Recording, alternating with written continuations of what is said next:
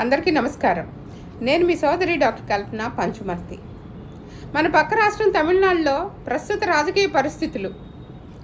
ఎలక్షన్ల అనంతరం single largest పార్టీగా టీవీకే పార్టీ అధినేత విజయ్ గారు తన అంటే ఫిల్మ్లో బిగ్ స్టార్, సూపర్ స్టార్ అయిపోయారు. ఫిల్మ్స్లో యూత్లో చాలా క్రేజ్ ఉంది. చాలా ఫ్యాన్ క్లబ్స్ పెట్టారు. అభిమానంతో చాలామంది ఆయన అభిమాన హీరోకి చాలామంది ఓట్లు వేశారు. ఆయన మానవత్వంతో చాలా మంచి మంచి కార్యక్రమాలు కూడా చేశారు. ఒక రాజకీయవేత్తగా పార్టీ పెట్టిన 18 నెలల్లోనే మంచిగా ఎదిగారు. మంచి నాయకుడిగా ఎదుగుతారు. సింగిల్ లార్జెస్ట్ పార్టీగా 108 సీట్లు వచ్చినాయి.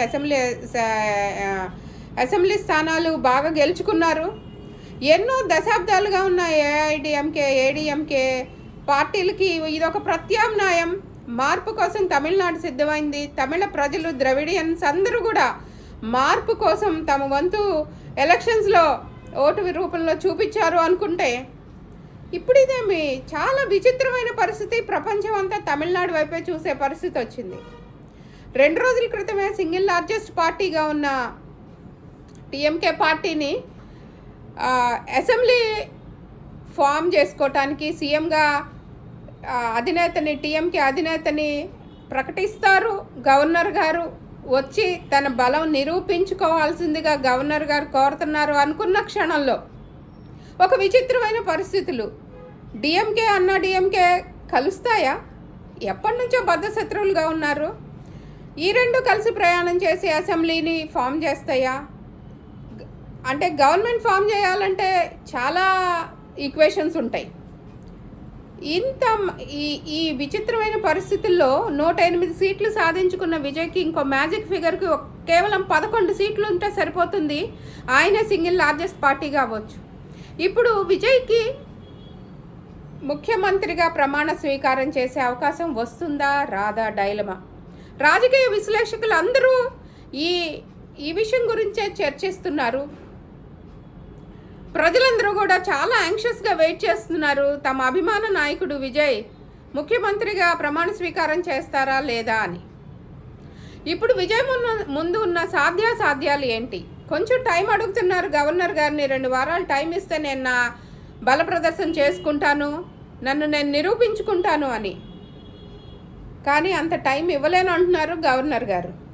2 రోజులు జెడ్ కేటగిరీ పోలీస్ సెక్యూరిటీ కూడా ఇచ్చి ఇప్పుడు అది విత్డ్రా చేశారంటే ఇది ఒక విచిత్రమైన పరిణామం.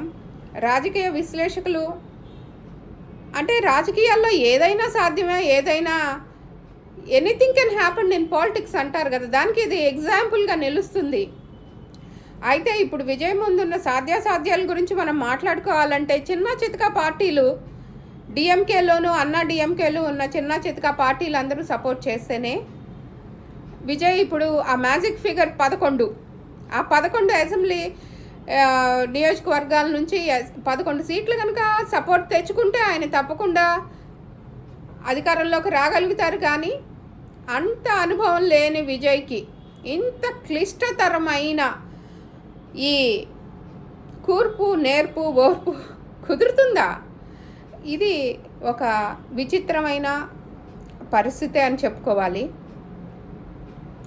అయితే ఇప్పుడే అంటే ఏఐడిఎంకేలో ఉన్న ఒక 5 ఎమ్మెల్యేలు రెడీగా ఉన్నారని కాంగ్రెస్ పార్టీ కాంగ్రెస్ పార్టీ ఎమ్మెల్యేలు కూడా విజయ్కి మద్దతు ఇవ్వటానికి గట్టిగా సిద్ధమవుతున్నారని ఒక రాజకీయ విశ్లేషణ ద్వారా మన అందరికీ తెలుస్తుంది. కాబట్టి సింగిల్ లార్జెస్ట్ పార్టీగా అభిమాన నాయకుడిని నిలబెట్టిన తమిళనాడు ప్రజల ఆకాంక్షలు, ఆశలు నెరవేరుతాయా? తమిళనాడు ప్రాంత ప్రజలందరూ తన అభిమాన నాయకుడిని ముఖ్యమంత్రిగా చూడగలుగుతారా? మిత్రులారా, మనం కూడా యాంగ్షియస్గా ఉన్నాం ఈ పరిస్థితుల్ని విశ్లేషించటానికి. ఏం జరుగుతుంది అంటే రోజుకొక రకంగా రాజకీయ వాతావరణం మారిపోతున్న ఈ పరిస్థితుల్లో మనం కూడా దీని గురించి డిస్కస్ చేసుకుందాం, యాంగ్షియస్గా చూద్దాం. అక్కడ ఏం జరుగుతుంది, పక్క రాష్ట్రంలో తమిళనాడులో ఏం జరుగుతుందని మనం కూడా కొద్దిగా యాంగ్షియస్గా రోజు తమిళనాడు పాలిటిక్స్ని ఫాలో అవుదాం మిత్రులారా. Let us see what happens అనేది. కథానాయకుడు విజయ్ తమిళనాడు ముఖ్యమంత్రిగా ప్రమాణ స్వీకారం చేయగలుగుతాడా లేదా, ఇది ఒక చర్చనీయాంశమైన అంశం అయింది. కాబట్టి మనం మళ్ళీ 2 రోజుల తర్వాత మళ్ళీ ఎలా ఉంది ఏంటి అనేది దీని గురించి విశ్లేషిద్దాం, చర్చించుకుందాం. ఈ వీడియో ఈ తమిళనాడు రాజకీయాల మీద నేను చేసిన ఈ విశ్లేషణ మీకు కనుక నచ్చినట్టయితే please like, share and subscribe my channel. Thank you all. Thank you.